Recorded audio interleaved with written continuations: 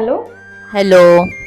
हो आई बोल ना. किती वाजेपर्यंत येणार आहेस? अगं हो हो येते मी 2 वाजेपर्यंत पोहोचते. अगं लवकर ये, पूजेची तयारी करायची. हो नक्की येते. बरं येताना काय आणायचंय का? काही नको, तू ये लवकर. हा ठीक आहे ठेव. ताई आवरलं का तुमचं? हो अगं झालंय आवरते. ठीक आहे आवरा, मग मी तोपर्यंत आतला आवरते.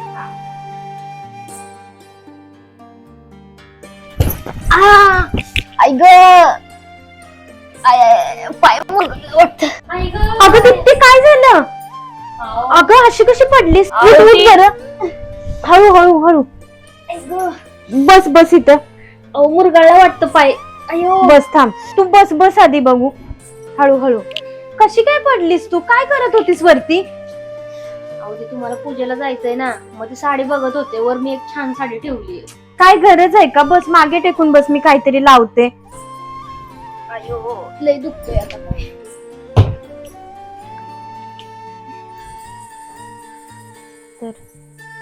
अहो ताई तुम्ही कशाला लावताय? मी लावते नंतर, तुम्ही जावा. लावते, शांत बस जरा. हे घे पाणी घे आधी. हे घे. काय गरज होती का तुला धडपडायची? मला कळत नाही ग. अहो ताई तुम्ही जावा, तुम्ही कशाला हे सगळं करत बसलाय? तुम्ही 2 वाजता तर पोहोचणार होतात. 1 वाजलं तरी अजून इथंच आहे बघा तुम्ही. नाही जाणार आहे मी आता. बस झालं. तुला ह्या अशा अवस्थेत सोडून मी कुठे जाऊ? ताई अहो असं काय करताय तुम्ही? बरं वाटतंय मला आता.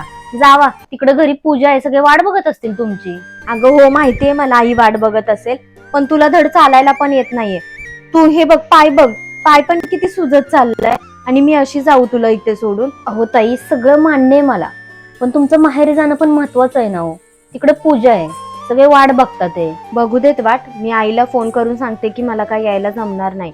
तुला अशा अवस्थेत टाकून मी कुठेही जाणार नाहीये, कळलं तुला? आणि दीप्ती माहेर जरी माझं असलं ना, तरी आता जास्त गरज माझी इथे आहे.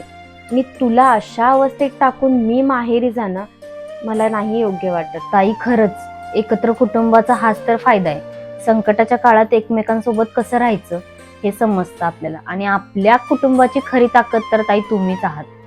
प्रत्येक वेळी तुम्हीच समजून घेता. बस झालं आता. एक काम कर, तू आता आराम कर. मी आईला फोन करून कळवते की मी येत नाहीये आणि तुझ्यासाठी गरम पाण्याची पिशवी घेऊन येते.